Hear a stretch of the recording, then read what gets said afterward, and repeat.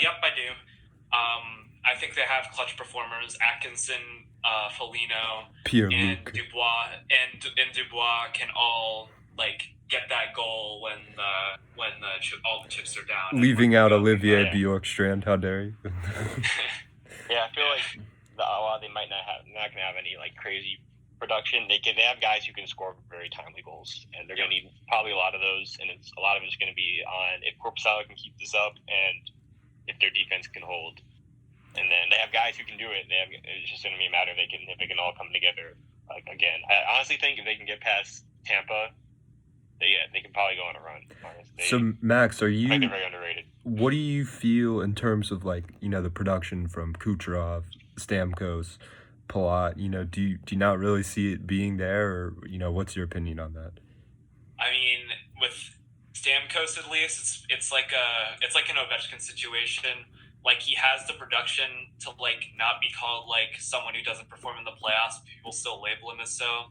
Ovechkin before the cup run was point over a point per game, but people said he just didn't get it done in the playoffs when if anything, it was just the people around him who let him down. So I think Stamkos is a proven playoff performer who, can get those can get a decent amount of production in the playoffs.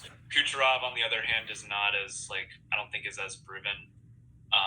Yeah, and he didn't play. He did nothing in that series last year. Yeah, absolutely nothing. Except hit someone from behind and get suspended. Yeah, nothing.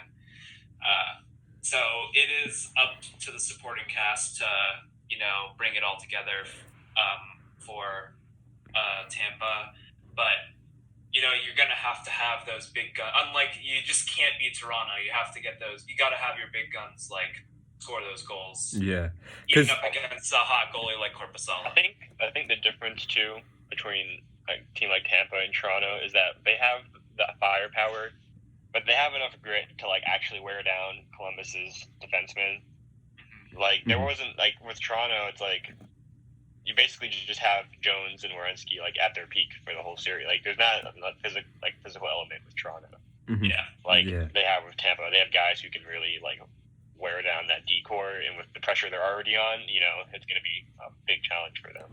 Yeah. I mean, Tampa has all the pieces in place. You have those star forwards. You have probably on paper the best D-core in the league. Maybe only behind Carolina, and Carolina, only behind Columbus and Carolina, and you have Vasilevsky in net. So all the pieces are there for Tampa, but so there's something about this Columbus team that makes me want to believe in them. So yeah, I just feel, and it totally lays in the hands of Kucherov and Stamkos, because if you look at the series last year, Palat played really well. Point played well towards the end. Gord had a good series, kind of those fourth liners for the Leafs, Sorelli. It was just, no production really from Stamkos, no production from Hedman, no production from Kucherov. And their defense also played really bad. So I think McDonough, Shattenkirk, maybe Hedman will have a good series. Hedman, though, is just always so shaky in the playoffs. Did you see he got injured also? I don't really know what to expect from him. But I just feel like Tampa Bay's got the advantage here. Question: do you think if Tampa loses again, do you think Cooper is gone? 100%. Yep. No ifs, ands, or buts. I feel like he should be. I honestly thought he could have been after last year, but he had the extension. So I was convinced he was going to be fired after this CBJ series. But if he loses, he's gone. This is his last chance. Yep. If you lose to this, if you lose to CBJ again, where they've lost Panarin and Duchesne, Dzingel, that's brutal, man. What else do you look at? Yeah, I think you got to get rid of him. I think the only reason he was saved last year is because they extended him right before the playoffs. Yeah, so they were just in an awkward spot. And that's the deep hit. It's still going to be in an awkward spot because they gave him a pretty long deal, I believe. Yeah. But I think now they're all right, let's put up or shut up. You got to get done. I don't know how you can sell tickets also, not changing anything. Just being we're back again, we lost to Columbus twice in the first round. We're what's back, the worst case scenario? Because Tampa, I feel like the way they are, they're going to be on autopilot for the regular season. Mhm. You just need a guy who can get it done in the playoffs. Like, worst case scenario, you fire him, you still do pretty well in the regular season, and you lose in the first round again. Yeah. Like, so I feel like this is his chance. This is probably his last chance to really prove that he can take this team somewhere. Mm-hmm. Yeah. So moving on, we will go to the next series, home to the favorite team of Malik Lansdowne, which is the Washington Capitals, and they're taking on the Islanders. The Islanders obviously defeated Florida in 4 games. I know I took the Islanders, I think in 5 or 4, I'm not sure. Max, what did you took the Islanders, I know. I'm talking about in the Florida series, not in this series. Oh, yeah, I took the Islanders. Yep. They beat Florida pretty easily. You know, you look at, first off, let's focus a bit on Florida. Really not a lot of production from Barkov. Huberdeau had an okay series, but, you know, just kind of an ugly series for them. Their defense plays really bad. Matheson, Weegar had horrible series. Yandel didn't play very well. Just kind of an ugly performance overall from Florida. You look at their roster coming up now. I mean, you know, they're losing Halla as a UFA. You trade away Vincent Trocheck, so you lose a quality forward.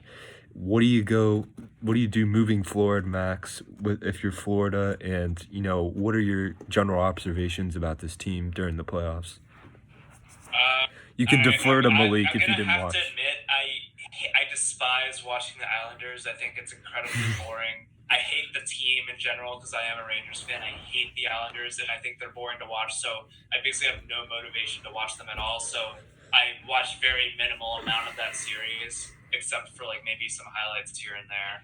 So I don't have like too much input that I can put into, but I can get some input into like the Florida situation, especially like after today's news of the firing of Dale Talon, or not the firing, the mutual termination. Mutual termination. The mutual termination. They can never just fire. First they promote him, and yeah, then they mutually terminate the deal. Yeah. Well, I mean, it's better than sending Gallant, sending him off in a taxi, like to. Gallant's been done so dirty, man. Now Vegas too. Like, what has that man done wrong? They weren't even doing that bad, and they still fired him. Yeah. But yeah, McPhee is ruthless. Like, I don't know. This is just the whole organization is an absolute just clusterfuck. Like I think they're making some sort of mistake because it seems like every 2 years they have some big change in philosophy. Like they had that whole like big advanced stats like kind of craze, and then they just completely abandoned it 2 years later when they traded out Riley Smith to Vegas and Marchessault to Vegas. Oh, and awkward. Awkward. And it feels like they're after the mutual termination of the relationship between the Florida Panthers and Talon. It seems like they're maybe looking into changing the direction again, because the team they built, it feels like you have all the pieces there, but once again they're not getting it done. And the only difference is that before, like, they weren't getting it done because they weren't willing to spend a lot of money, and now they're spending a lot of money and they still don't have the results. Yeah. And now they're not. Now are they cutting like $10 million from their budget? Yep. Oh my god. Once again, that's like a change in philosophy. Yeah. And it's like they aren't willing to commit to one philosophy, and it's just you can't commit, so you can't have success. It's tough for them because, like, obviously they're not always in the greatest financial situation, but you can't say 1 year, okay, we're going to spend money, and then it doesn't work out, and then be like, oh, well, we tried. You know, I guess we're just gonna not spend money and suck again. We won one playoff game. We tried. Yeah, like, I mean, obviously the Bobrovsky, he's got to find a way to bounce back somehow, or they're just. What did you think of him, like, in that, like, I felt like games 1 and 2 he played pretty well, and then he kind of drifted into that, like, mediocrity that's, like, accepted in Florida, where, like, he can kind of just let in a few kind of, like, bad goals and just be like, oh, whatever, you know, I'm still getting $10 million. Like, what did you think of his play? I also didn't see too much because I wasn't, I was like, okay, Islanders are probably going to win this, and neither team is particularly exciting. I hate watching it. But I can say that he didn't, he's not playing up to a $10 million 7-year contract. Yeah. But especially even like the regular season too, like so much of this team's future is going to like be on whether Bobrovsky can bounce back. Because if he can't, that's 10 years. He's 31. The contract goes till forever. That's just going to be such a dead weight on their team. Like it could be I look at a team like Buffalo with Skinner. He needs to bounce back. Or that team is just so